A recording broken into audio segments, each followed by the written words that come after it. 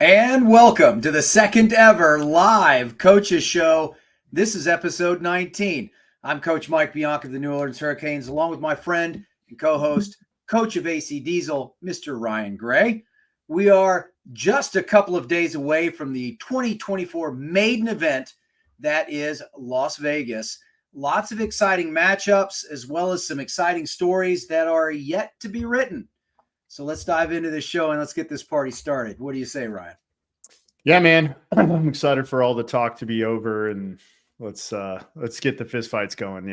That's right. Like we've spent a lot of time kind of this off season, sort of just like literally, I feel like just waiting and counting down the days till we got to here. You know what I mean? So right, not just as fans, right? As fans, you and I always talk about that aspect. It's just some really interesting stories heading into the season. I think we all agree that this season you're seeing some real parity amongst teams out there. It's going to be some of the most competitive paintball I think we've seen in a long time. Yeah, I mean, I hope so. Right. I think that's what we're hoping for. Right. Yeah. I think we had an opportunity to play damage, and we'll talk a little more about that when we start breaking down the layout, and they look like damage. They're prepared. Joey has his group ready to go, and they're incredibly hungry. And my guys played really well, which was really exciting. And I think that you're going to see some really good paintball. The layout, as we'll dig into it, I think is going to be impossible to ref. But we'll get into that later. Yeah. Let's bring Chris Hudson in and get an ICPL update, and then we'll dig into the layout. Sounds good. Hey, Chris. Chris, you're muted, sir. I'm sorry. You would think the problems with live TV. Yeah, you would think after COVID and having a big staff the way I do, or maybe it was just intentional. I had to beep out the first couple seconds of whatever it was I was saying. Well, hey, thanks for having me on. I know it's been a couple weeks since the Golden State Open in February, but we wanted to make sure we had a chance to tell the viewers here what went on, how the event played, who won it, and it was a pretty small team count. I believe there were 6 teams, but the winner in the field was Northwest Rogue. Northwest Rogue played phenomenal in 2023. They picked this event because it's closer to them in terms of the region and the player pool that they have. And they came out swinging, and they won it handily. I think they dropped one prelim game, didn't drop or even come close in the finals. I think Sac Street Fighters came in second, and the Wolverines came in third. I think the big surprise here was, one, the makeup of Rogue. They have an addition with Clay Hughes joining Northwest Rogue. That's I think a big addition for them as they look to now compete for the series championship. Now they've got their points. They've got their first event. They don't have to play at another affiliate if they don't want to. They can't do better than first, so it is what it is. Now, I'll be honest. I think what was the strangest part of this whole event was watching the Golden State Chess Club. Traditionally a really, really good team. Based on their roster, I'd probably argue they did not send their A squad or even their B squad to this event.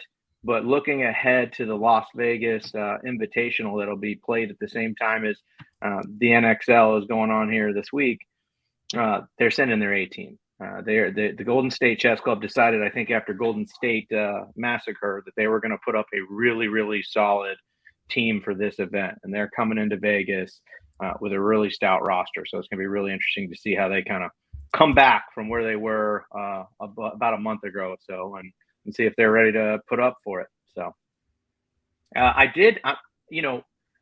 just heard you talk a little bit about reffing. So I will tell you, the feedback I got on the ground from this event is that the roughing was really, really good. I talked to folks across the board who just said they were really surprised. It was really good reffing.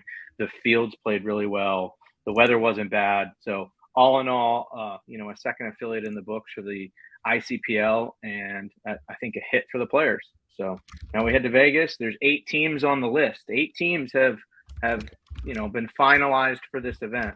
I think the series champions from 2023 in Image are going to be kind of the big dogs to beat. I think this is going to be the first affiliate that the Aftershock 10-man plays. And so obviously they want their points. And then you've got a few other guys, the new Louisville Asylum Pro team stepping out of the amateur division into the pros here for the first time in Las Vegas. I mean, there's some pretty big heavy hitters coming to play this event. And I know it's only 8 teams, but they are not slouches. It's 8 teams of guys willing to go duke it out in 10-man paintball. And what makes this unique is we're not playing a classic field. We're playing with mechanical markers or 5.5, but we're playing on airball.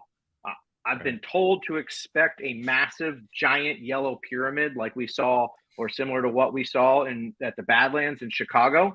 I've been told to expect that it should be a similar type of field as the one you guys are playing there on the X-Ball field. So I'm envisioning something like 2 snakes, double the size of what you guys are playing on, with a giant pyramid in the middle, and just a ton more paint being slung for 12 minutes of gameplay. So that's what's going on in the ICPL. So last time you were here, you were talking about the Invitational in Las Vegas. How many teams were they expecting? They set the cap at 16. Their first move was to invite all of the professional teams. They wanted to make sure professional teams had the first opportunity to register and play in the event. Now, again, professional teams look at the whole slate of affiliates for the season. They know they have to play what is now going to not be in St. Louis. So this is, I mean, maybe not breaking news since it's been all over Facebook and the internet, but we are not playing the sort of mid-major, if you will, of the season in St. Louis. We are playing it in Dallas. So this is a big move. It's kind of late in the game. Season's already started after the first and second affiliate, and they made this announcement, hey, we're not doing St. Louis. Florida still stands. Pick one of these affiliates, but we're going to Dallas now. So you've got to come to Dallas. I believe I want to say someone said it was at Cousins Field, if that's where we're headed. I mean, that's a phenomenal area. I think it's going to be a lot of fun for the players to fly into Texas and get after it. But, you know, now they got to figure that out. But the teams who didn't come to Vegas are looking at the map saying, I can still play the Badlands event. I can still play the Pittsburgh Open Classic. I can still play the Pro DNA event coming up in Nashville. I mean, these are some really phenomenal events that have been put on for a couple of years now.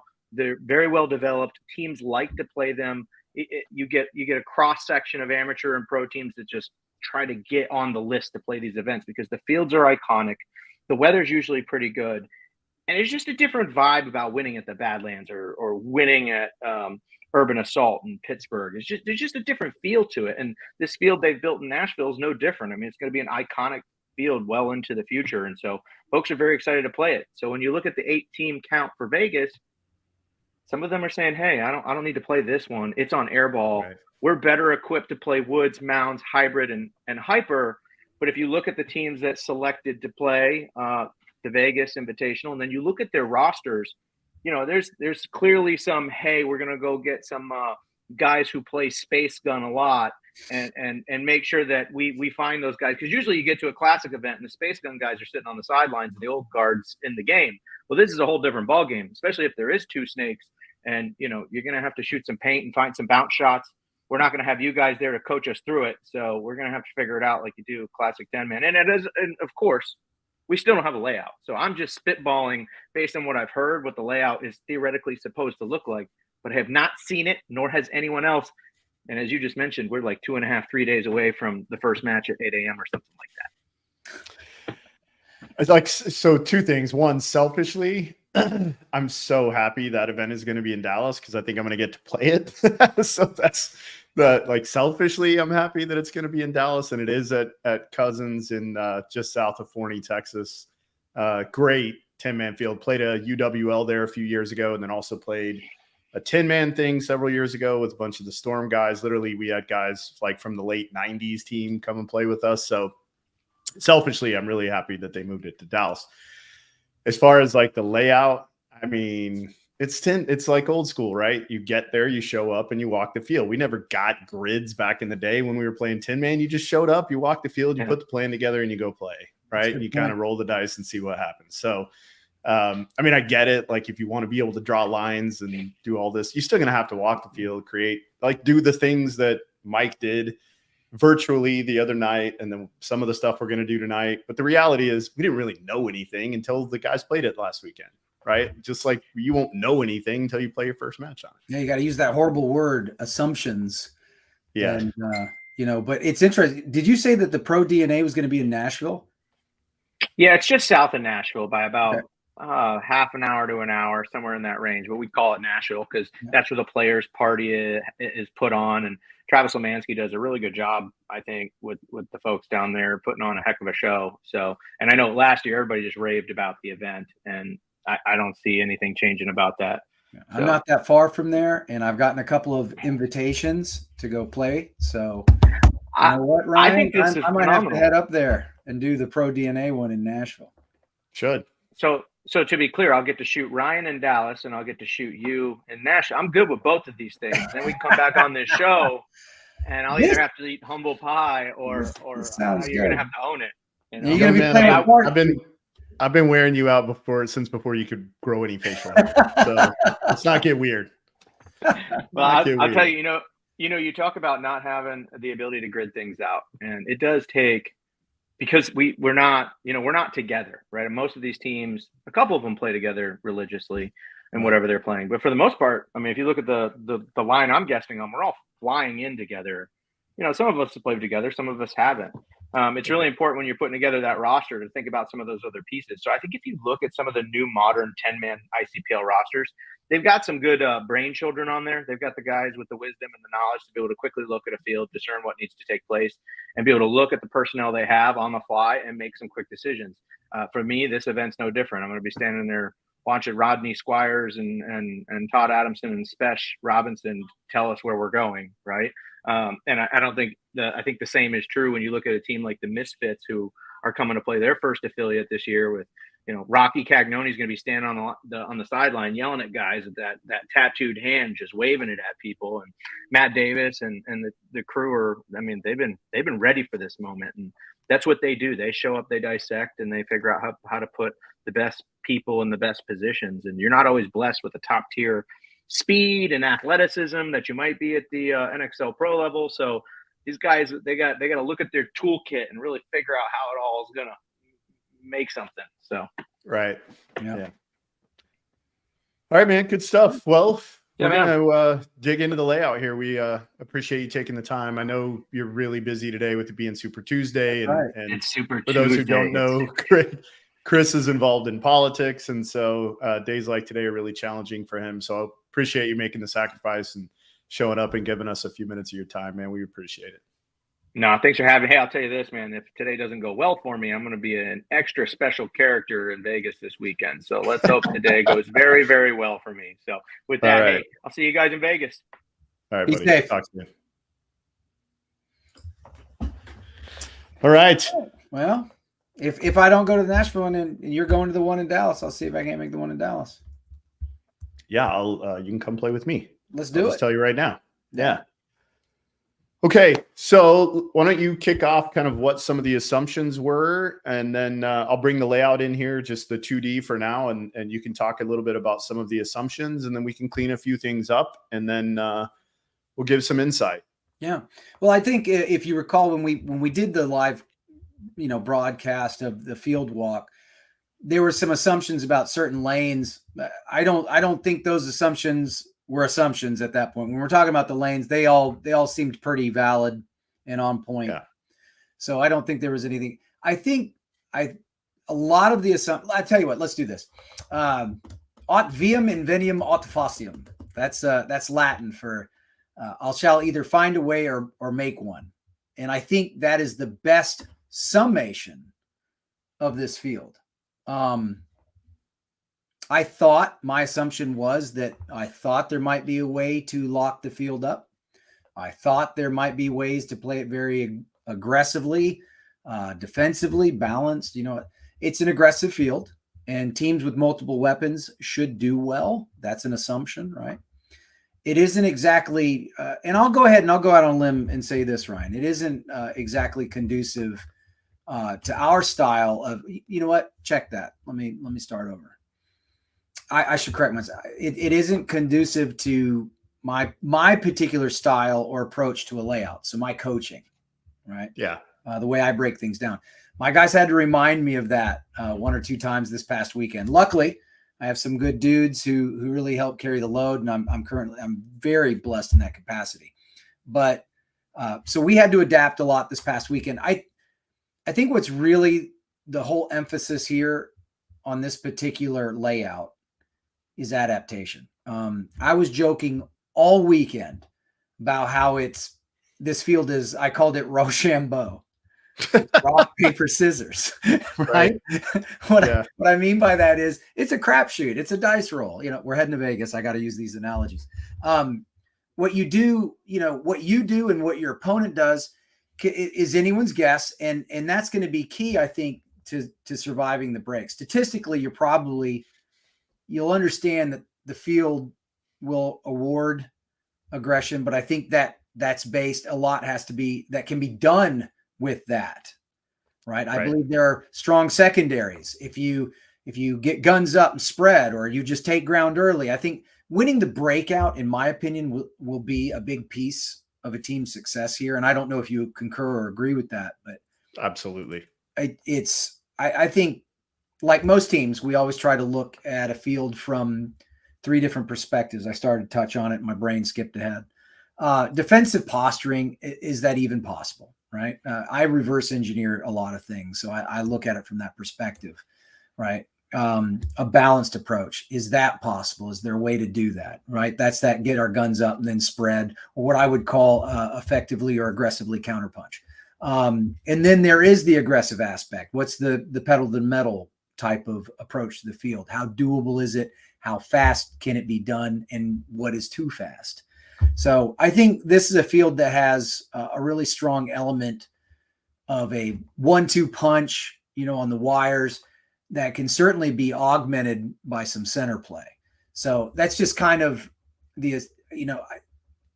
that's the kind of read I got on it. I still don't know how we're going to play it. Yeah, I mean, I think I'm glad we have the afternoon bracket. Yeah, you're right on about it. There being a lot of countering, but also you're going to see a lot of haymakers. You're going to see teams who are certainly going up into the box in the center of the field here. Let's just bring the layout in. And then, I think you're going to see a lot of teams who occupy this quickly to try to pull some edge guns or try to get in there unseen so that they can then sit across these gaps here. Right. That trap. Yeah. Right. They're either trying to trap the guy or catch one. Obviously, as soon as somebody looks over and sees their teammate shot in the side, they're going to know. Right. And then there's an option to either trade or you got to spin it. Right. You got to get over into these spaces.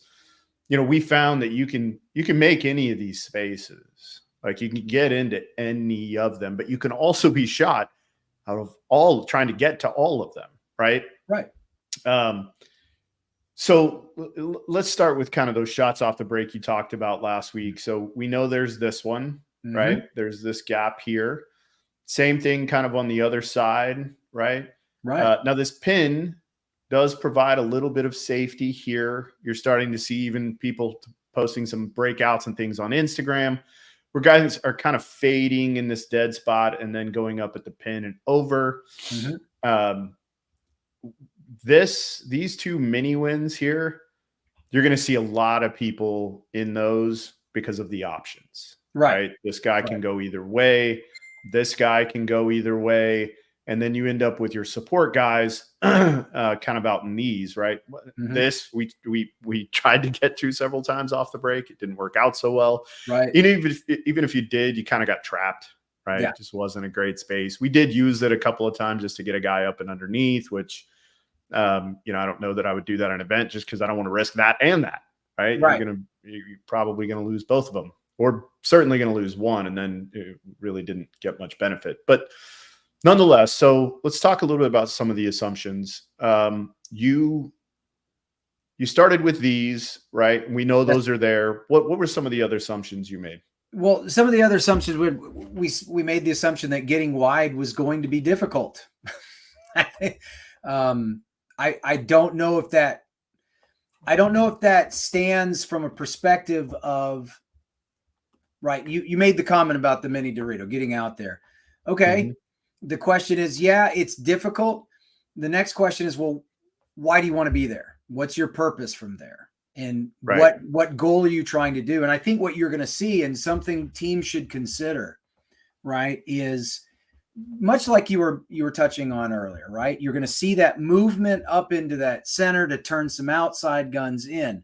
The same concept applies here, right? You can, I might pull some guns out wide in order to make some slips elsewhere. So the assumptions about it getting difficult, I thought it was going to be the opposite. I thought it would be a little bit easier to get out to that Dorito side than it would be that can side. And I think it was a little bit easier for the can side, but not by much. So the assumption that it would be difficult to get wide, I think that somewhat still holds. But I think, there's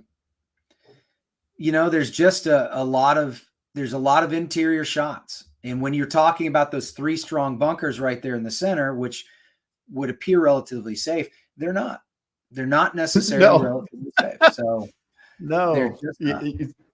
I mean, the data kind of proved that you can go that going even to these spots is almost the same probability as being in these Bingo. spots. Man, not Bingo. that, but these Mm-hmm.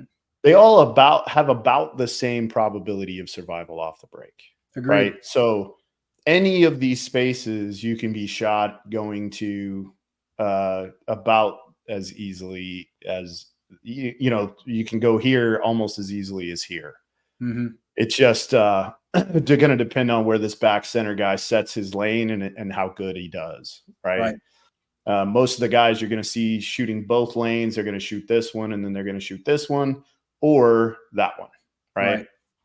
So and you have to pick your poison, right?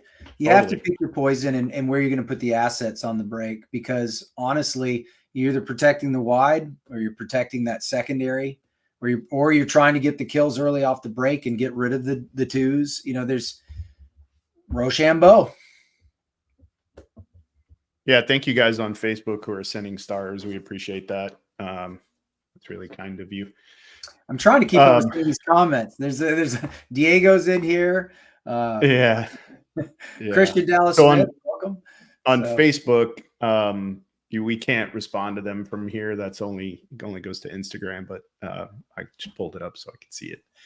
Nonetheless, thank you guys. We appreciate you. So let's kind of talk a little bit about what do you believe.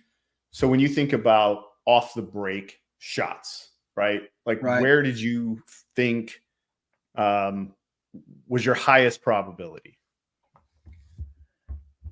Highest probability. Well, there was 2. And it was basically in those 2 zones that you just talked about onto the inside of each Mayan. That probably was strong. Because even if the guy's going wide, he's going through the same zone in order to get to those further bunkers. That's, obviously there are routes that you can take for a rope-a-dope. And what I mean by that, ladies and gentlemen, when I say rope-a-dope is kind of show something and then do something completely different. But I felt like those interior lanes were just strong.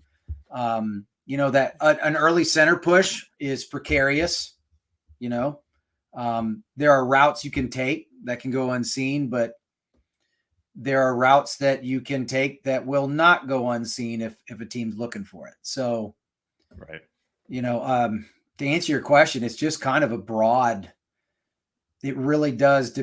Are you putting one asset there? Are you putting 2 guns there? The probability just gets even stupid higher if I decide to bully, right? So, law of probability, statistically speaking, I've got 2 guns on a zone. There's a higher probability of a paintball hitting somebody.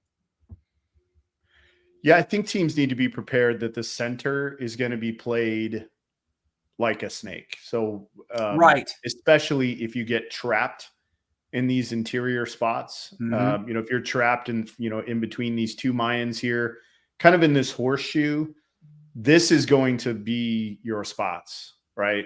Being in this, waiting for the next guy to come in and then either going to take him or you can even dip out into this brick here and it gives you a lot of opportunity. Or if you're here, you can dip into that thing. But this thing is going to be, I mean, I saw a lot of comments, talking about it's 3 snakes, and it really is, right? Yep. At any point, all of those could be hot. And that's when things get wild. Somebody in the comments made a comment about, it's going to be really, really slow. I'll tell you, I agree and disagree. Right. I agree that it will be slow if both teams lose 2 guys off the break. It's going to get really slow, right? Yeah. If both teams break out with 5 alive, I don't know that it's going to be slow. I think it might get a little bit. It might get a little fast. Yeah. So a lot, like you mentioned earlier, a lot is going to be dictated around what happens off the break. Mm-hmm. I think Friday morning you're going to see some pretty fast games. And by Friday afternoon, you're still going to see fast games, but you're going to see some humdingers sprinkled in there, because I think you're right. I think it's easy to lose players here. It's easy to lose players here. It's easy to turn the field, right? In a down body situation, you can, if you don't have everybody, identified, there are some surprises that can happen on this field. So I think you're right. I think a lot of teams, they're going to think they may have a point in the bag. They got blood in the water, and then boom, 2 bodies are going to drop off because they took the approach wrong. Yeah, and I think when people first saw the layout, they were seeing, the fact that it was reverse mirrored, right? And that the snake was a little weird. I will tell you, I love it. Yeah. Like after now play, and I liked it when I saw it, but I love it now. Now that we've had an opportunity to really get into it, and I love it because it creates. There's a lot of diversity in it. Mm-hmm. Yeah, I think what I appreciate about this, and yes, Alex, humdingers for the win. I think what I appreciate about this is it's making my guys work hard. And if they recognize the fact that we've got to work hard for every point, then, that's going to keep them focused, keep them on task, because there's a lot that can get lost out here. And if you're laser focused on this, you can, the guys who are going to be switched on, it's going to be interesting. I'll tell you what, it's going to be fun to watch. It's not going to be fun to ref, though. Yeah, I don't know how they're going to ref it. It's going to be intense, but they're really good. All right, they'll figure it out. Oh, I'm not worried about. I'm not so much worried about it as much as I wouldn't. I guess what I was really saying was I don't want to ref it. Yeah, Christian, definitely not having the other brick in there makes a difference. Putting the wedges, kind of 2 of the big wedges out on the edges, and then kind of just using the one big brick certainly makes a difference because there's opportunity for crossfield shots. We haven't had that in a while. Right. There are opportunities for guys in these spaces to be able to shoot all the way across field, and we haven't had that in a long time. The guys have been really trying to play more heads up paintball. So it's I think the layout is really fun. It's really fun. So let's dig into some things we think that people are going to see. I kind of mentioned these spaces, right, as release bunkers. What are your thoughts? Yeah, I think we're going to see. I think you're definitely going to see these people. You're going to use the setup where someone might decide to fight, even though they're cattywampus. For instance, that one of the mini walls up there that you were pointing at. We'll say it from the north side. They might decide, hey, okay, I'm going to get in this position for a couple of different reasons, lots of different things. He has options from there, right? He can feed the snake, he can go up the center, he can do a lot of different things. But I think you can also see this guy. I think you're going to see a lot of delays. I think you're going to see a lot of pocket shooting off the break with delayed. I think you're going to see a lot of big ground taking, like just people diving into bow snakes on the break, with a kamikaze up that center, just trying to catch people by surprise. But I think that right there, that lane is incredibly strong. I think your second lane that you're drawing is incredibly strong. And, it's there you go. You can protect the wides as well with that cross. Yeah.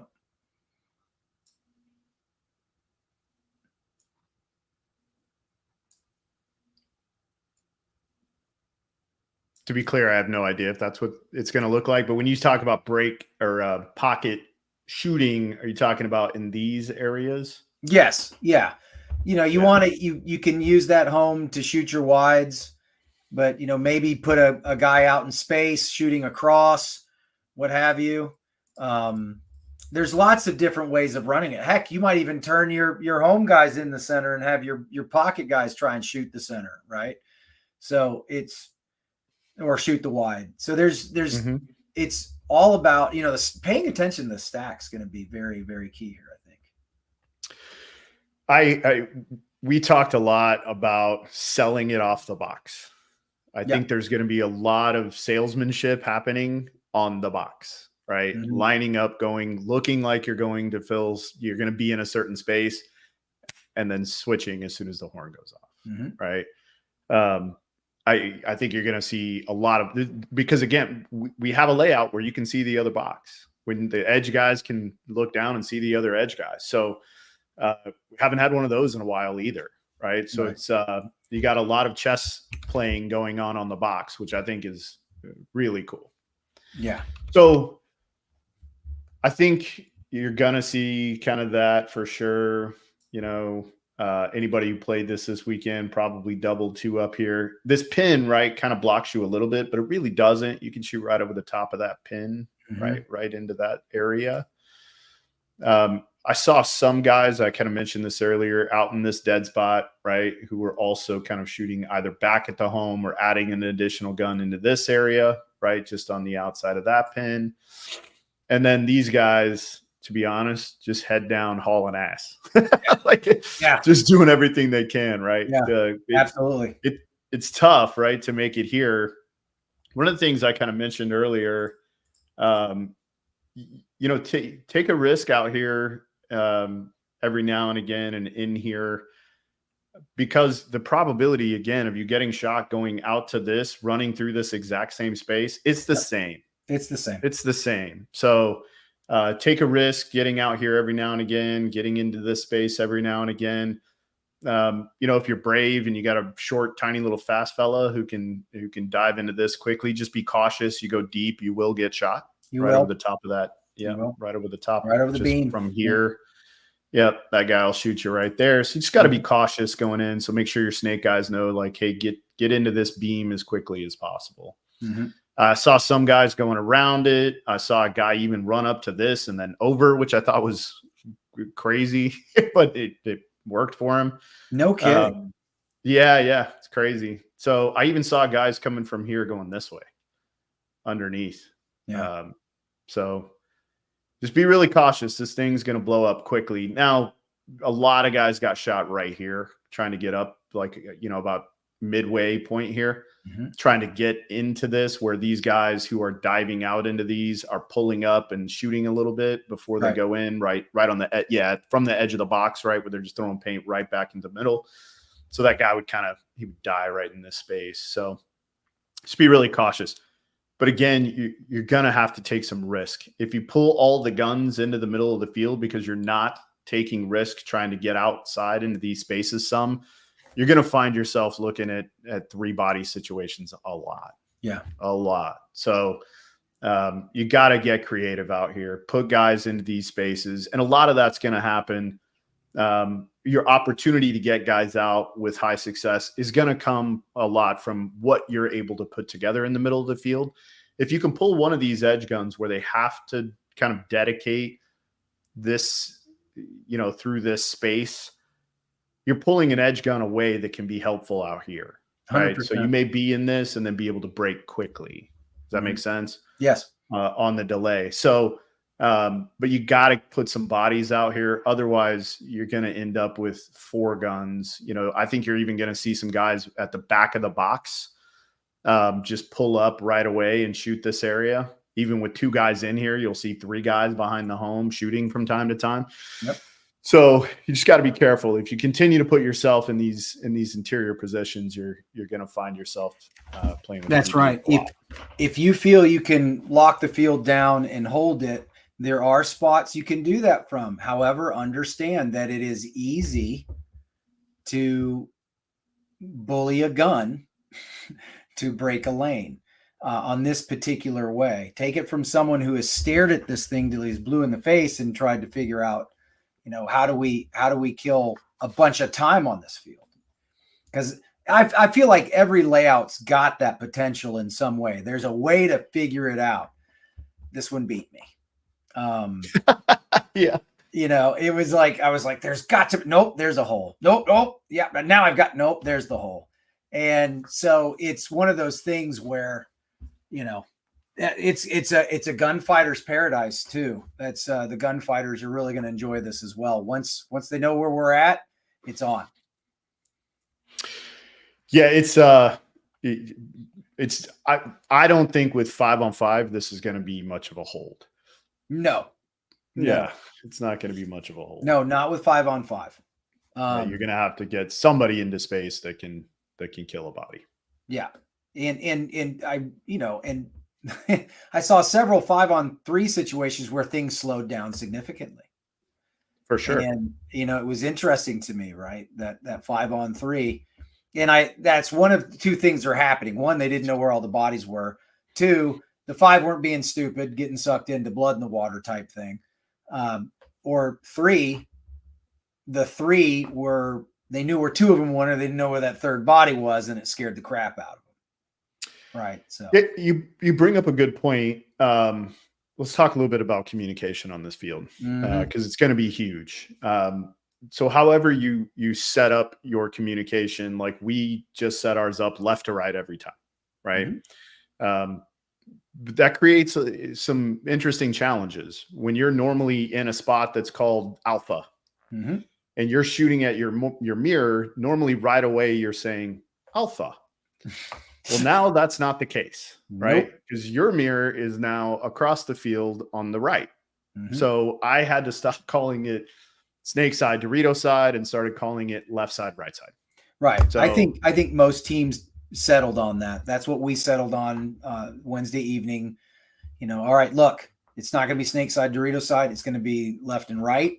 And these are the bunkers that will always be on your left. And these are the bunkers that will always be on your right. Yeah. And it's tough, right? Yeah. When you're used to doing things a certain way and then you got to shift gears and do it a different way, it's challenging, right? Even Sunday, from time to time, I'm calling the line and telling the guys to come out, and I'm like, hey, you're going to be here. And they're like, you mean over there, right? I was like, yes. Yeah. Yep.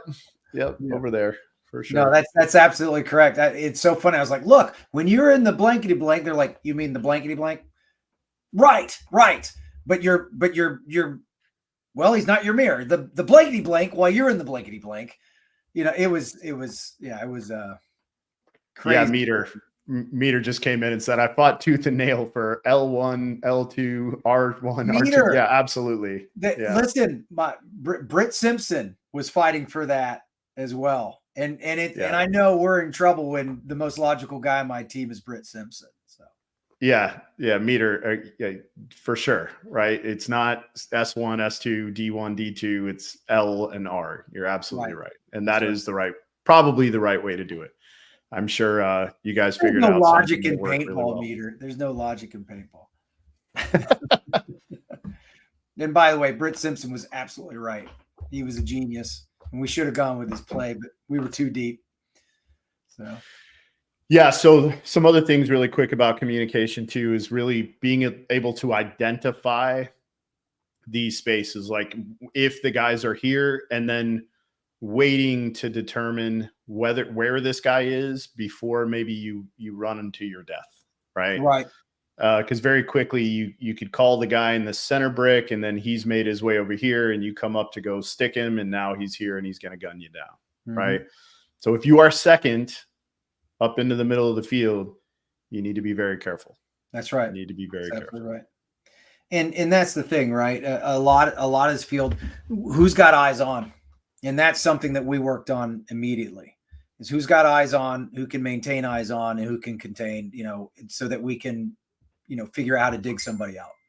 So that's a lot, because, in a lot of instances, you might find yourself fighting more than, two fronts, brother. So it's, there are a lot of clever traps that can be set up here.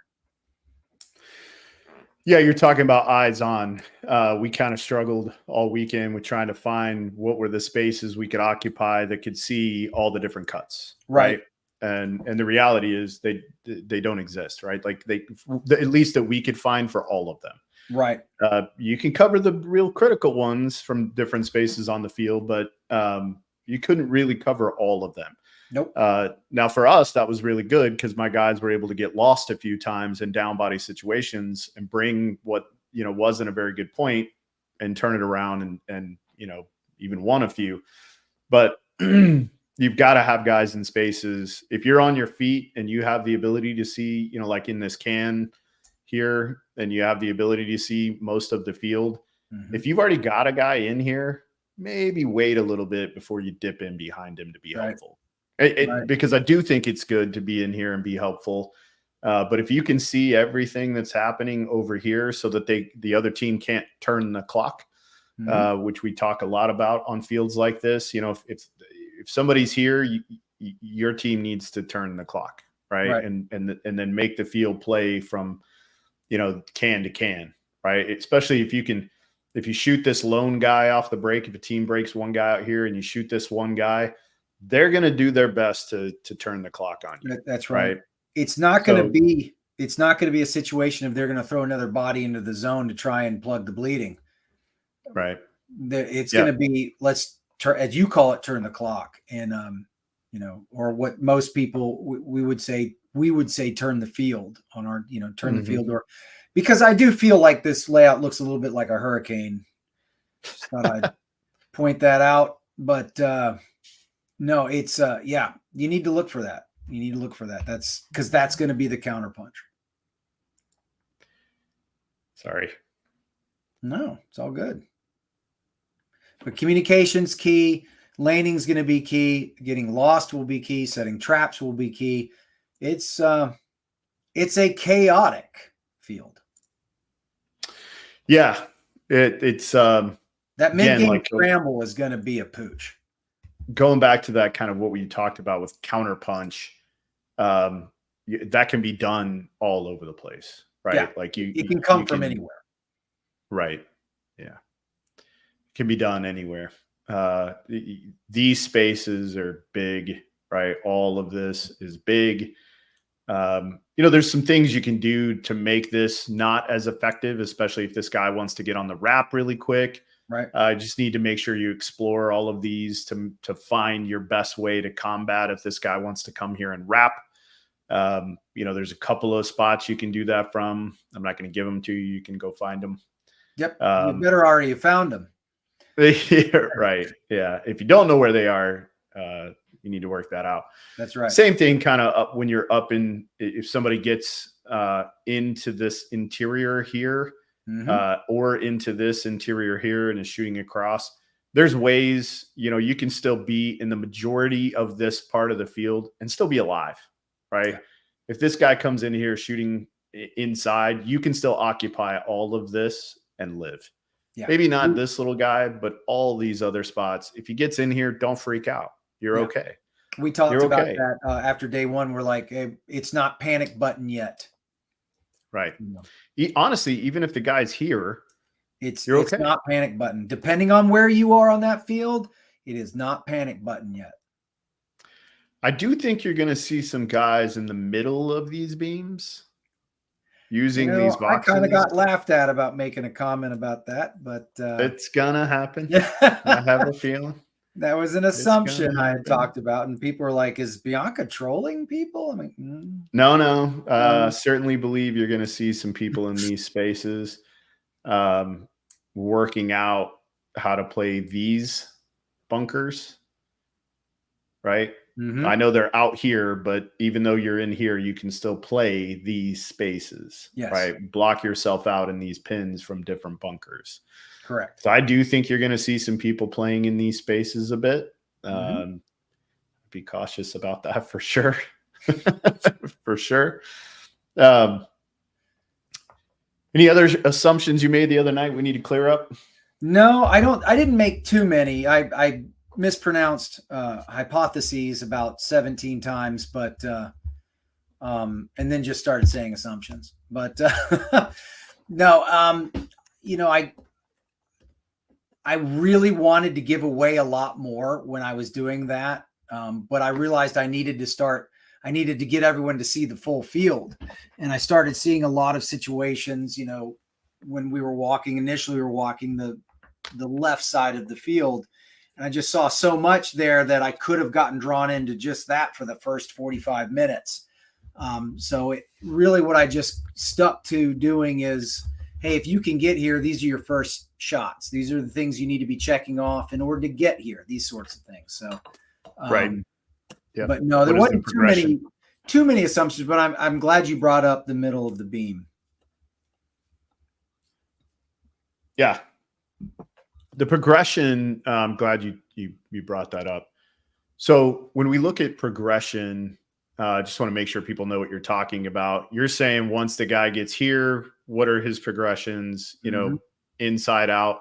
Same thing. Once he gets to the edge, outside in, and then once he gets here, inside out, right, and then out here, outside in. And that's a great point. A lot of times when I'll do clinics and I talk to players, I usually with a traditional snake, if there's a traditional snake layout, I'm like, what's the first thing that you want to do? And they're, well, we want to look for those kills. I'm like, wrong. The first thing you want to do is win the snake war. I want to control the snake. I don't want them to have it. I want to have it. And so I want to make sure that I'm winning. And so I usually teach, you know, outside in, right? Wire in. On the snakes. Throw that out the window here. This is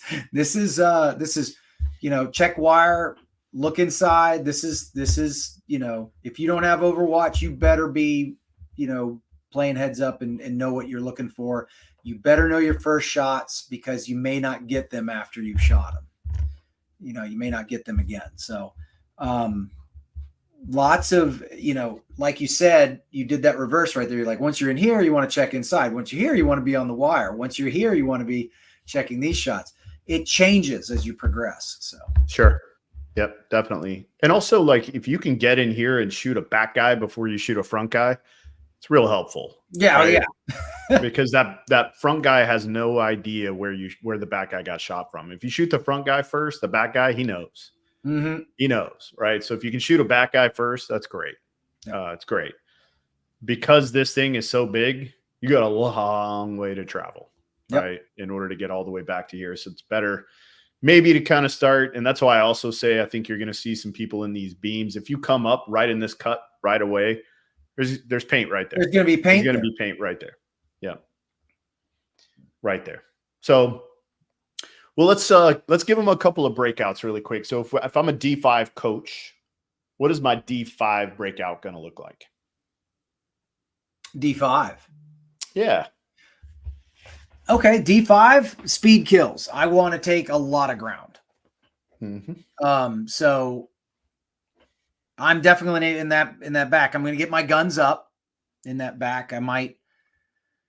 So probably not going to, if I'm a D5 guy, I may not be able to shoot this. You may not be able to shoot this, but it's a fast shot. No, right? but So you can shoot that. But you can shoot that. Yeah, I might be looking at that. Right. It probably can shoot this shot over the pin. Probably. If not, you certainly got containment inside those two Doritos beneath that if you wanted to. This way. And here's the beauty of that. Well, okay, if we've protected the wides, right? Now we want to kind of steer them in, right? So I honestly, at this point now, I'm either getting my guys out safely and considering wings to give them options, or I'm taking big ground. I'm taking bow snakes on the break, And then I'm throwing a third asset somewhere that can be my force multiplier, depending on where things bump. So maybe a guy coming up also shooting this, or maybe even this. Right. Right. Guy coming up like that. And I'd probably get out here, right? Yeah, you got if D5, I'm getting to that corner. Yep. And then my other asset can go to any of those 5. He could even go to the snake on the break if he wanted to. Maybe have this guy looking there just in case. Just in case you want to pick up that center. Yeah. Yeah. So if I were D5, this might be a breakout I'd use, right? Yep. Because you've got eyes on in your 3 major zones. You got one hole. You got one hole. Meter said D5, just get to the corners. He's exactly Close. right. That's kind of what I was saying, Meter. You're spot on. I'm sitting there going, speed kills. Let's get wide and let's go. Right.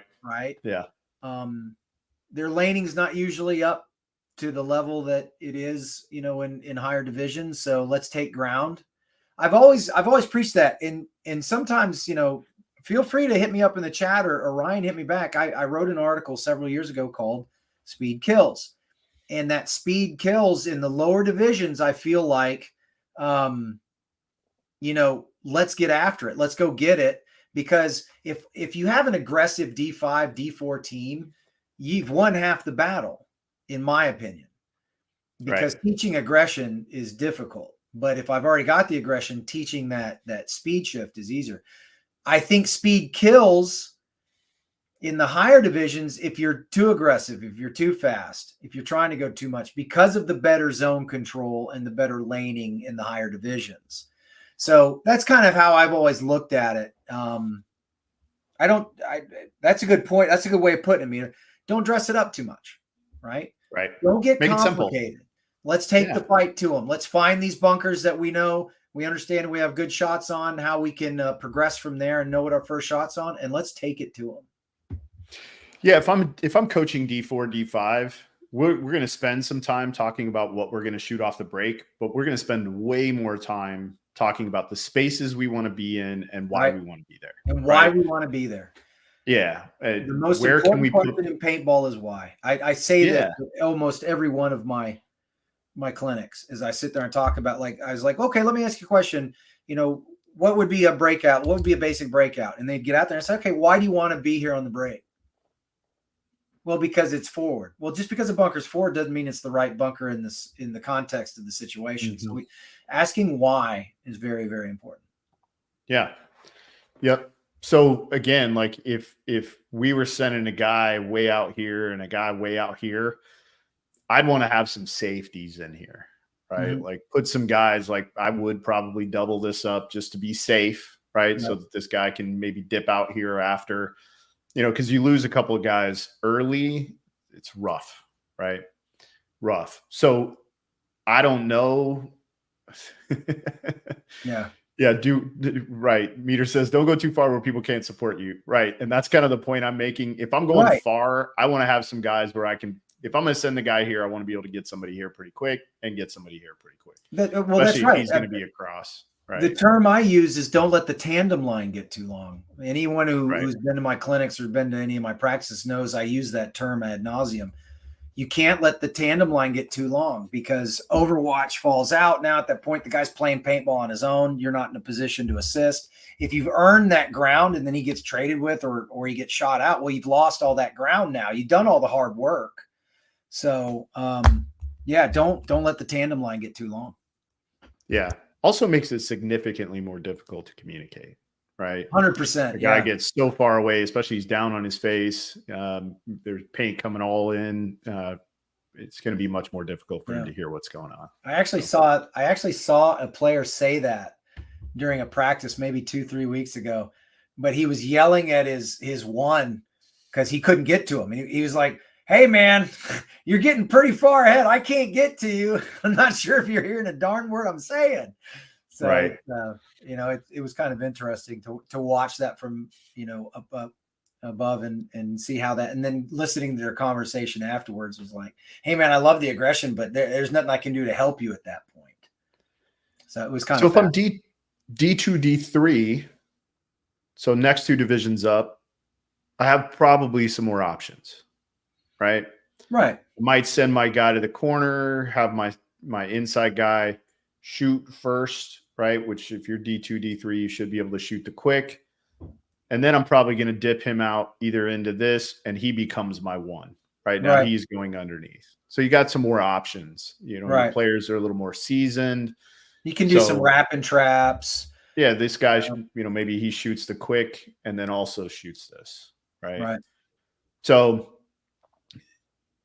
dipping my other guy out, maybe he's looking like that. Yeah. My D2, I hope you're reading paint a little bit better. Yeah. Should be. Don't be laughing at that. Should be. He's probably on the wrap, right? Looking for that guy to come absolutely, in. Absolutely, yeah. And again, then my second here, he's going in. And I'm probably going to take, if I'm D2, D3, I'm probably looking to take this a lot, right? I'm looking to take this a lot. Or certainly this really quickly looking to go up, right, into one of these. So D2, D3, that's pretty simple.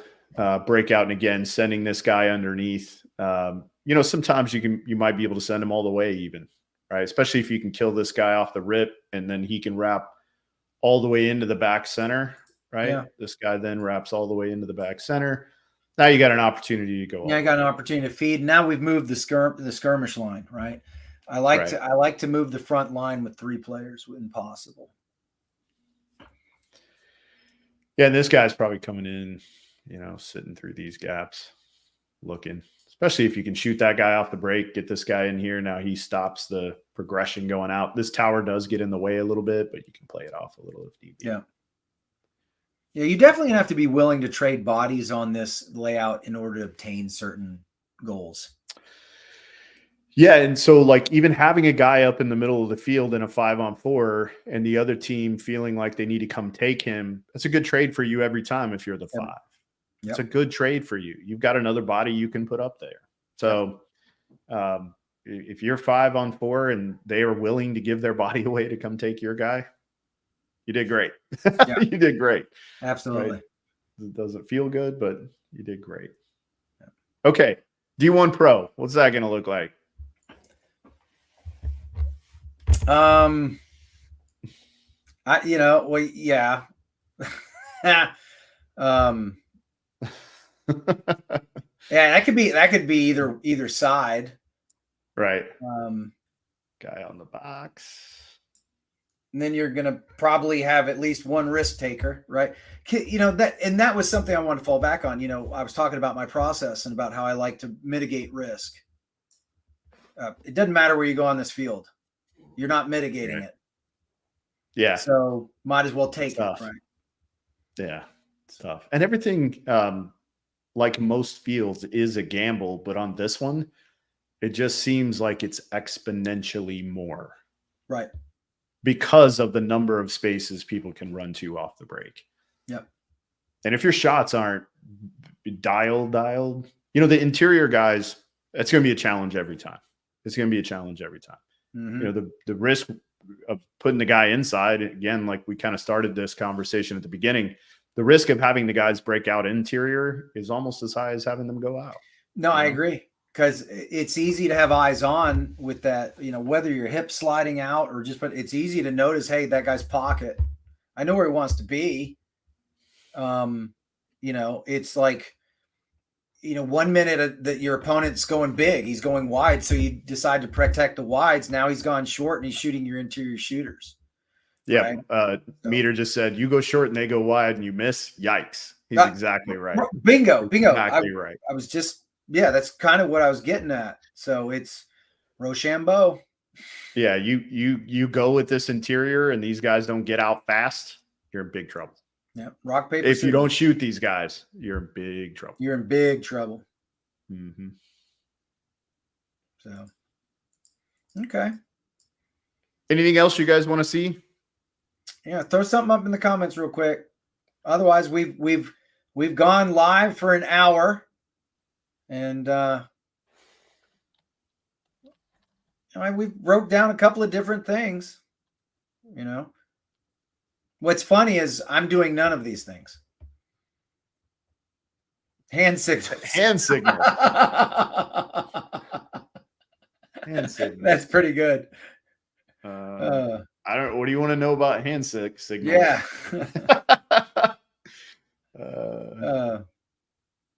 Best and moves Meter's folks. Definitely right. I was talking about that at the beginning of. Matter of fact, before we got on the show, I was talking about that with Ryan about the twos. Very good point. So yeah, with those guys being able to kind of shoot the wide and then immediately put their gun back into the middle of the field, it's going to be hairy back there. So TJ Struther, best moves for the taller folks, please. Well, if they're in the snake, get somewhere where you can shoot down. Because you can actually do that in a couple of situations. The problem is getting to that spot. And there's 3.5 spots, maybe 4, that you can maybe catch them unaware and shoot down, catch a pack maybe. So you have those giant middle structures to play. If you're a tall guy, that's probably where you should be. That's probably where you should be. And get out to that be snake swift. corner. Be swift of foot. Yeah, get out to the snake corner. Is a good space for a tall guy. And I don't know how tall you're talking about. You're talking about 6'5"? Oh, TJ, yeah, he's at least 6'5". Okay, yeah. Get somewhere you can. So if you're on your knees, you're 5'5". Get somewhere where you can play a stand up for sure. Oh yeah, Jason Edwards never going to have his gun up on several of these, I'm sure. Right. So, Dogger. I don't know what your 6'8". I don't know what you mean by secret hand signals. I don't know what any of that means, man. Like baseball stuff. I don't know what that is. He's talking about So okay, I think he might be talking like you and I might call an audible from the pit, right? Yeah, but I don't do that like with my ear. Yeah, like the on button and the next signals after I do the on switch. No, I don't do that. Ever since they took my ladder away, they won't let me do stuff like that. So I'm not sure if you remember that. I used to have a ladder that was given to me by Mike Hinman, by the way. Thank you, Mike. And if you're talking about box audibles, I kind of mentioned this at the beginning of the show. Yep. Salesmanship on the box is going to be critical here. You're going to see a lot of the guys selling different things off the break than what they actually do. That's right. Box reading is going to be tough in this one. And again, because both guys on the edges can see the other team's edges. So you're going to see a lot of sales going on off the break, and you're going to see guys shift at 1 second. There's going to be a lot of salesmanship. You're going to hear coaches yelling from the pit, some code, and then you'll see a gun shift.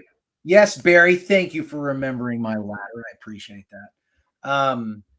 But yeah, it's you'll hear lots of people yelling colors or weird animal names or and that's the kind of stuff. And what you might see a gun shift when that's called.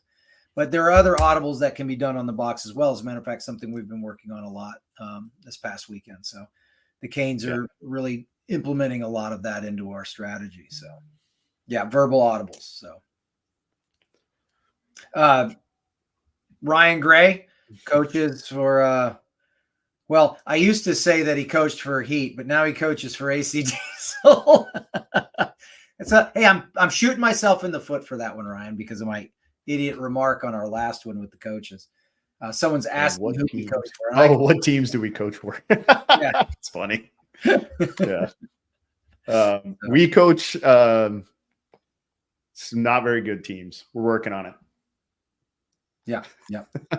We coach AC Diesel and the New Orleans Hurricanes. That's correct. So yeah. And thank you, TJ. We appreciate that. Yeah. Anything else you guys want to know about the layout? Or somebody asked a question about pit crews. I think Meter already answered that question. Usually pit crews. If you're not taking care of your pit crews, you should in some way. Whether it's buying them dinner, giving them paint, comping a hotel or something. Do something for your pit crew. Yeah, we some teams will throw guys $20, $30 kind of depending on what they're doing. Like if you're going out and running pods, those guys are they're going to get something, right? Yeah. Whether it's paint or maybe they get $40, for a match, but usually pit crews get taken care of. They certainly get food, right? Every chance we can. That's why we use our spouses. They're used to not getting anything. So, okay. Well, let's talk about the schedule really quick and highlight a few matches that are going to be real quick. Yeah. Really fun. And in the comments, who do you think are going to be the matches to watch? Yes, a 14-year-old could work, but I would be careful about which teams you're around. You might learn some stuff that your parents don't want you learning yet. Yeah, if there's New York in the name, maybe maybe stay away from those. All the Texas teams are great. Hurricanes are great. Like try to pick the Southern teams, that'll be nice to you. That's right. So all the schedules are out now. So you guys should anybody who's coming to the event, you should have your schedule. If you don't, you can go right here to PB Leagues, pick your division. We're just going to kind of talk about the pro schedule really quick, and then we'll dive into a little bit of semi-pro discussion, but kind of look at some key matchups where some of the big dogs, when they start playing. So New York Extreme, Brooklyn Bears, 7:15. And keep in mind, these times are Pacific Standard Time. That's right. Since we will be in Las Vegas. So right now in Las Vegas, it is 6:05. So if you are wanting to check these out on Go Sports, 7:15 is 9:15 here. Right. So because we're going to be on the West Coast, you guys can sleep in a little bit if you're not working Friday. If you are, you'll be up anyway. So have it up. Houston Heat, Seattle Uprising. That should be, depending on which Seattle Uprising shows up, that one should be fun. And then, of course, everybody wants to see Aftershock at 8:15. So the very next match, you have Aftershock and Aftermath. And then, of course, Paintball Fit in that same set. So you can kind of get an idea of what they look like playing. That still says ML Kings, but playing the Miami Kings. I got some clarification on that from Charlie. Okay. Spoke to Charlie. It's ML Kings until Harris has full control. Okay. I kind of noticed when you said something about Miami Kings in your vlog. By the way, if you guys are not following Zen and the Art of Paintball, go follow it right now on Facebook and Instagram. And Mike posts up a V-log after each one of their practices. It's kind of silly, but it's also fun, right? You get a little behind the scenes of the characters on the New Orleans Hurricanes as well. Whatever team is there to practice with them. So yeah, Charlie gives kind of posterity's sake, and then it turned into something it wasn't supposed to. Yeah, Charlie gives kind of a weird look there. So nonetheless, that'll be 8:15. You'll have Paintball Fit, ML Kings, Aftermath, and of course Aftershock. And I know everybody kind of wants to see what Aftershock is going to look like. That's going to be a great test. I think Aftermath, Aftershock game is going to be a good game to watch. I think that's going to be a really good test for Aftershock, because no one plays more paintball than Aftermath right now. Absolutely. And Aftermath was on a trajectory. I think they're going to be hungry and heavy after Cup. So that's going to be a fun one to watch. Well, then at 10:15, Aftershock plays New York Extreme, which New York Extreme is got a pretty thin roster coming into this event, and Aftershock took a couple of their guys, so I'm sure they're pretty excited for that. Bit of a grudge match, Paintball Fit playing kind of I don't want to say rebuilt Baltimore Revo, but we've talked about it on the show a little bit. Certainly a different. They're going to have a different look without Stephen O'Mara and Henry Sense. Yeah, I felt their core is a solid, intelligent core. I think now that I've seen the layout, it's going to be interesting to see how they approach it. So then at 12:15, San Antonio X Factor, AC Diesel. That should be a really fun match. Then you have New Orleans Hurricanes and the newly rebuilt Los Angeles Ironmen. It's a completely different roster other than two guys, right? Right. Yep. So two players from last year. Four guys. There are four. Yeah. I thought with Clay leaving. Let's see. It would be Keith DeVitt, Keith, Mike McGowan. I feel so terrible because I talk to him all the time. He's going to be mad. Okay. Nonetheless, mostly brand new yes. Los Angeles Ironman team. And then, of course, San Diego Dynasty coming in at 2:15. My God, man, you've got Diesel. 2 humdingers to start your day off. Thank you, my friend. Should be fun. And then at 3:15, San Antonio X Factor and Blast Camp. So that'll be Blast Camp's second match. Yep, coming out at 1:15 and playing Red Legion. So if you want to see what Blast Camp's going to look like, you're going to have a great opportunity there. I'm sure Red Legion is incredibly hungry to make a statement right off the bat. 3:15, like I said, San Antonio X Factor and Blast Camp. And then to wrap up the day, Dynasty, Red Legion, New Orleans Hurricanes, Tampa Bay Damage. Yeah. Certainly that 4:15 match, New Orleans Hurricanes, Tampa Bay Damage, you got to see that. Yeah. I'm looking forward to watching your first one. I really want to see that X Factor Diesel match. It's fun because I think we'll play the field very similarly. I agree 100%. I think that's going to be a locking of the horns. I think it's going to be a good time. In a very similar fashion that I like to think that Damage and us are going to lock horns. Yeah. So. Yeah, for sure. What'll be interesting with you and Damage is to see if either one of you or Joey, try to lock it up on the other one at some point, right? And then, we'll get a really good idea to see if it can be done. Because if you two teams figure it out, everybody will know. Right? Everybody will know. So, and then Saturday, Titan-wise, Shock and Edmonton Impact. That's going to be a fun one. Houston Heat, Baltimore Revo should be fun. Impact, New York Extreme for sure is going to be a great match. X Factor Legion, yeah. Mm-hmm. X Factor Legion, you and Infamous should also be a great match. Yeah. Infamous and us are 1-1 with each other. We owe them from Cup. For sure. And then Dynasty X Factor to finish up day 2. Some big matches. Yeah. There's some Titan-esque matches coming up here. I'm really excited to see. I'm not going to lie to you. I'm very happy we have that. Normally, I want the morning bracket. I want that 8 a.m. game. This one, I'm kind of happy we've got the afternoon. Semipro. Hey, that's a great question. That's a great point. Let's talk about the semi. Obviously, we're going to. You pulled it up. So with Blast Camp and Fit, who's the new big boy on the block? Now, some people would say, who got third? Was it Newbies last year? Or was Nasty? It was Nasty. And then Newbies, Royal City Sea Dogs, that sort of thing. I know New York Wrecking Crew has jumped up now. So we had an opportunity to play New York Wrecking Crew this weekend, and they were good.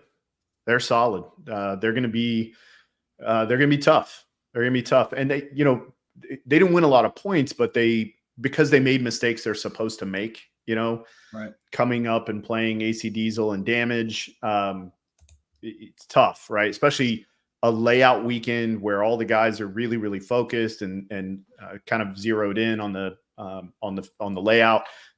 Those guys aren't making a lot of mistakes, but they're good, man. I think they've got a real opportunity in Vegas to do something good. And then I like that Chicago Distortion is back. It's a bunch of the old Trade My Gun guys, and they've added some new young talent. A young man named Nathan Roberts playing with them. You met Nathan. He came and tried out for Diesel at the beginning of the year. Really solid kid, good player.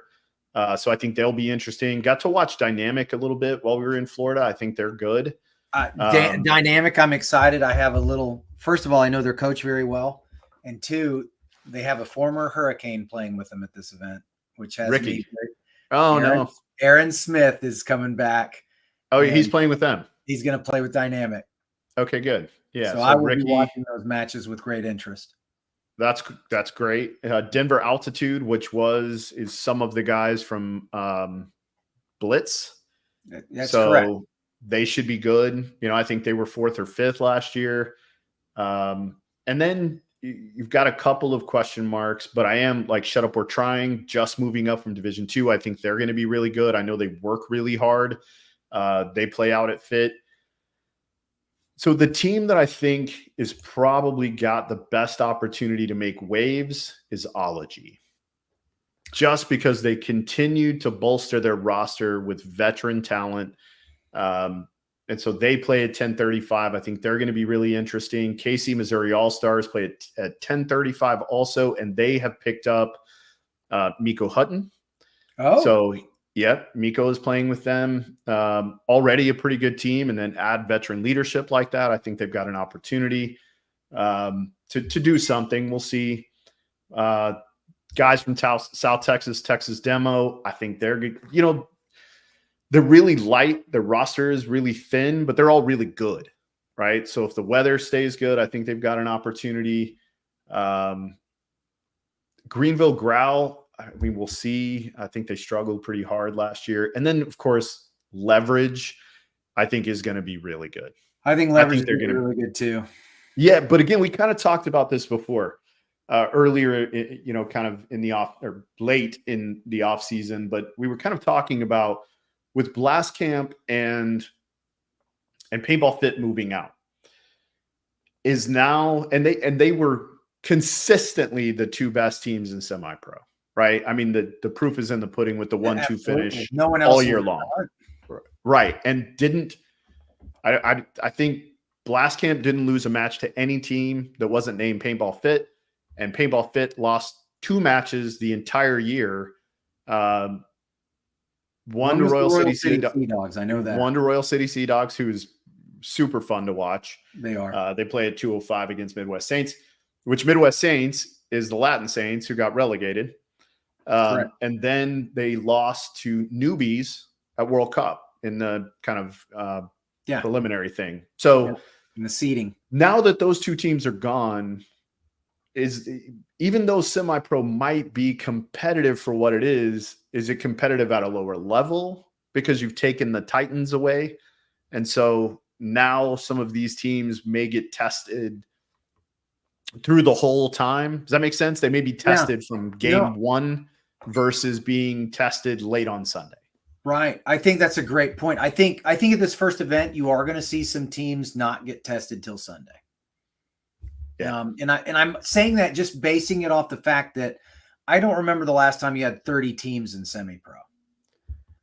And so that tells me that maybe these are some D2 teams that wanted to throw their hat in the ring and see where they stood, which I get. That makes sense to me. Yeah. Yeah, I get it too. But I do think some teams are not going to get tested till Sunday. The teams that get tested early on and I think they're going to take it. I think you've already got some Titans. You've certainly got some great teams. All the teams we've mentioned all have capability to be a Titan in the semi-pro division. It's going to be a fun one to watch this season. I'm going to keep my eye on it. Hey, Pern, you mentioned Patty Gleason. Yeah, I didn't know if that news was shared yet, but I did talk to the coaching staff at NYX, and they have added Patty Gleason to their roster for this first event because they are skinny on bodies. And I do think this is a great field for Patty, and I'm also really happy to see him on a team. So that's right. Patty Gleason. Yeah, thanks for bringing that up. Yep. Patty Gleason making the silent move to NYX. Patty should have a good event on this layout. Yeah. Be interesting. Interesting. So, all right. Excellent. So WNXL and yes. It kicks off at 10:28. What a weird time. Nope, that's amateur. That's amateur because I don't recognize those names. WNXL. Bam. WNXL also, good Lord, kicks off at 6 a.m. along with semi-pro. Man, that's really early in the morning. So yeah, where are they? Are they Cheetahs, Heroines? So that's 7:50 matchup there. Both of those teams going to be really good. Femmes Fatale and Vibe also should be really good.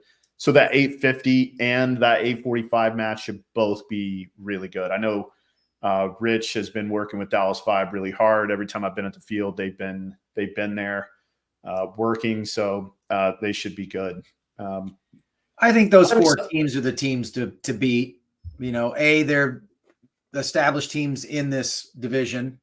2, you had a little bit of a switch of some talent from the different teams going back and forth between the Heroines and Cheetahs and Femmes and Vibe, and you've got some new talent rolling in here.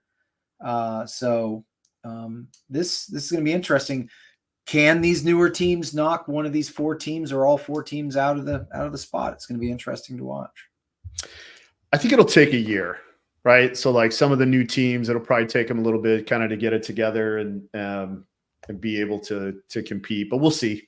Right. Yeah. But I think it'll take a year. Yeah. But I'm excited that this is growing, right? The WNXL is adding teams for the season. There might have been as many moves in the WNXL, like per capita, girl playing as there were in the men's side. Right. There was so much movement going on with the, the team that went away, Destiny going away, and all those players. Yeah, all those players finding new homes, which then, of course, started a domino effect where then other girls were looking for homes, and it was a lot going on. Yep. A lot going on. So, all right, how do we do for our second live show? Any thoughts? Any comments? What do you think of the new haircut? Thank you, Josh. Safe travels to you too. Will you be in Vegas? If so, come say hi. So Dogger. The difference between semi-pro and amateur is a title. Yeah. Nothing is different. A semi-pro just means they have an opportunity to be promoted to pro. And then the other divisionals are just trying to get to the next division. So that's all it means. Somebody in here mentioned about Paintball Fit might play more paintball than Aftermath, and they might. Yeah, they might. I know the Aftermath guys have been playing a ton, but Paintball Fit plays a tremendous amount of paintball. It's absurd. That's a good point. How often they are at the field. Yeah. And, not only that, I think, and I've already said this, but I think this is a great bracket for Fit. Same. I think they've got a great opportunity here. So. Yeah, same. I think it's really interesting too. At least I hope it is, right? It's an interesting idea that we have these 4 kind of new teams, but they're all really good. Yeah. They're all good. Like Blast Camp is good. Paintball Fit is really good. Aftershock, I think, is going to be good. They certainly have the right leadership and the right players. The rebuilt Ironmen are going to be good. Right leadership, right group of players, just being able to put it together is going to maybe take a little time. We'll see. With a layout like this and the way Shane likes to coach, I mean, they could come out and be really good right away. Oh, I know. I was joking with Shane today. I told him, I said, all I did was prepare for the Ironman. That's the only thing we did was we prepared, because if I'm prepared for the Ironman, then I'm prepared for Notorious and Infamous as well. And it's going to be, I got to figure it out against Damage. So we were kind of joking back and forth about it. So, and we'll kind of see, like, if Infamous comes out and, because we know that Infamous can play ballistically. We've seen it, right? Jonah and those guys can, they can get to work on the edges quick. So, well, listen, I heard Infamous was looking really good this weekend. Someone said in the comments that it sounded like one of the teams had a rough practice weekend. That's good. I am never really nervous about a layout if my team was getting kicked around at practice.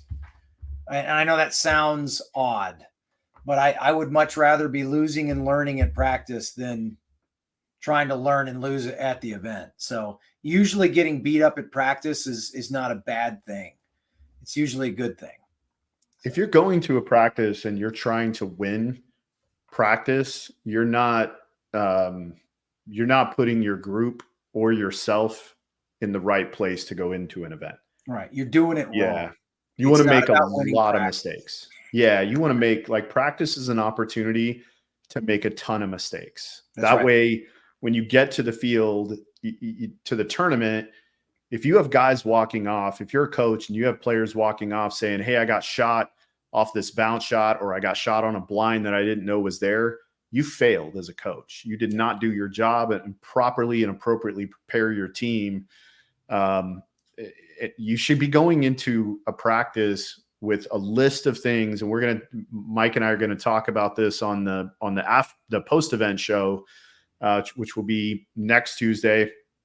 We'll go live again at 7:00, and we're gonna kind of show you guys some of our prep, which we'll dig into more probably for the show the next week, because we're going to bring in the final game, and we're going to break that down with one of the coaches, or maybe both of the coaches, from that final match. Hopefully they're sitting right here, so that will be really easy. But if it's not the two of us, then we'll bring one of those other coaches in to be able to help us out. But if you're going into practice, a layout practice, with the expectation to win practice, it's the wrong mentality. It really is. I want my guys learning Friday and Saturday. Like, for instance, if we're just on the layout for 3 days, Friday is going to be learning zones and lanes and, an understanding of how far we might be able to get. Saturday is going to be seeing how much further we can push, how we can start piecing things together. Where are the bounces? What are things? What are the threats? I'm not saying it, but I'm going to say it. SWOT analysis. So, yeah, strengths, weaknesses, opportunities, threats, all that. And to Ryan's point, now at Sunday, yes, I'm trying to get data now, and I might take it a little bit more serious on a Sunday morning after I've had 2 days on the layout and say, okay, we are trying to win this point this way. And that's a statistical analysis of understanding, okay, what's working, what's not. Mm-hmm. So there are no surprises when we get to the event. Yeah, you take all. My guy comes off the field and says, I got shot by a blind shot I had no idea was there. I have failed. Yep. And that's, you're kind of making the point I'm talking about.